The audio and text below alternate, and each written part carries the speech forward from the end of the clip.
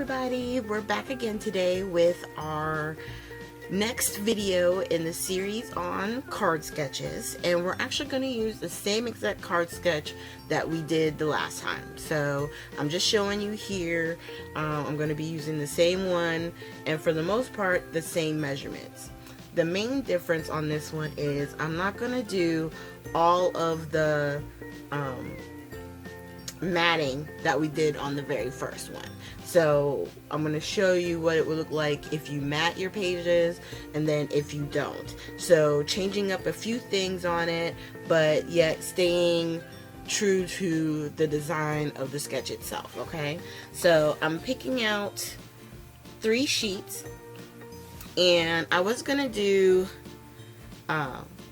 the same exact sheets, but I decided to change up the paper just a little bit. So we're going to use the bigger pattern here, and then I'm going to pull out the striped pattern that we had as well. So I only changed 1 out of the 3 papers. Okay, and then we're going to do all the same measurements. So for the base paper, which is the one that I'm cutting right now, we're going to still cut it at 5 3/8 by 4 1/8, because this is the one that's going to go on the base card itself, which is your A2 size card. So we're just trimming off that little bit, and we have our base card. Okay. Now, the other 2 pages, we're going to cut them according to the sizes here. So remember, at the end I figured out that the pattern paper should be 2.5 by 3.5. So I'm putting the pages together and making sure that I have the stripe pattern going the way that I want, which is vertical. I cut my long measurement first, and then I'm just going to cut at 2.5, and then that's our 2 sheets for the front of the page. Okay, now as we get ready to put this together, this is where everything is going to change up, okay?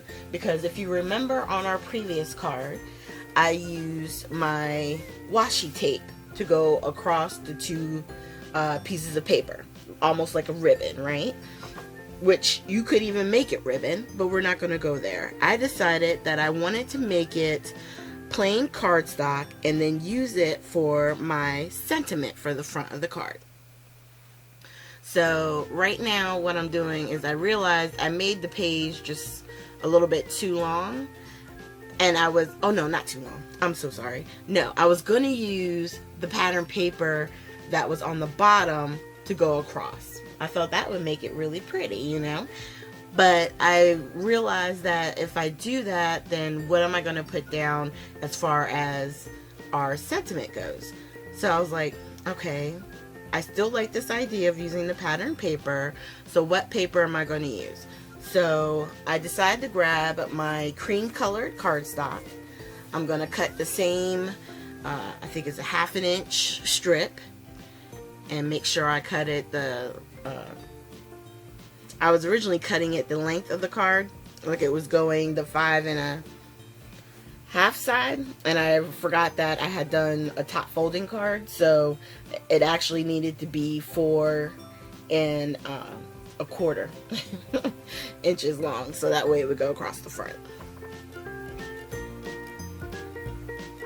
So now with the pages and everything cut out, it's time for us to start putting it all together. Okay, so I'm going to grab my tape runner and go ahead and tape up the sides. And for me, I know a lot of people say, you know, you don't need that much tape. I'm a tape fanatic. I want to make sure it's going to lay down and stay down. I would hate to go visit somebody and they still have the card and stuff is falling off of it. So I'd rather use more tape than probably is necessary, but I know it's staying down. So I'm laying down my cardstock, and off to the side I always keep the picture near me, so that way I can make sure, you know, I'm eyeing it and laying it exactly where I want it to go. And then we're going to lay down the second piece. And by using different pattern papers, you don't necessarily need the matting of the pages, because with the different patterns, they're going to stand out on their own anyway, you know. And so this is just another quick and easy way. You don't have to worry about all the, you know, extra pages and the extra cutting, and you know, it's just, it really simplifies it as far as the sketch goes. So right now we're going to grab our sentiment. I'm using some VersaFine Black Onyx ink, and we're just going to stamp a simple happy birthday.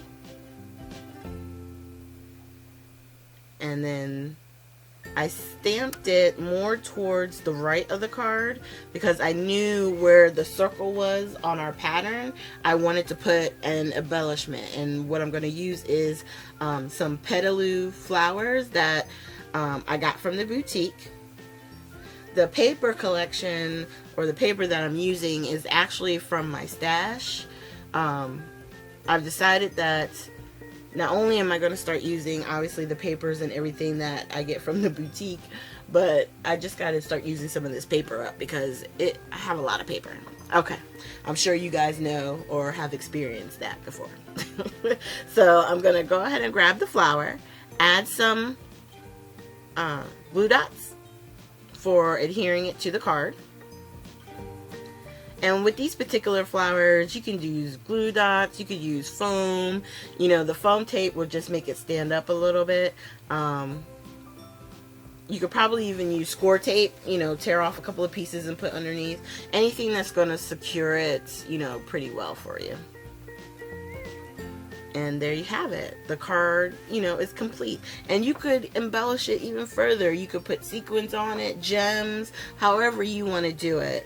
But what I love is that with these sketches, it opens up the ability to create multiple looking, you know, multiple cards, different styles, and I like both of them. I think I probably lean more towards the matte finish, but I'm not mad at the one without the mattes either.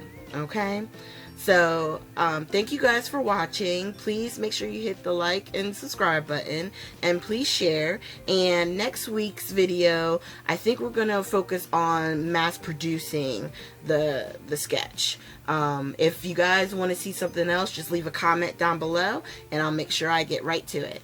Have a good one.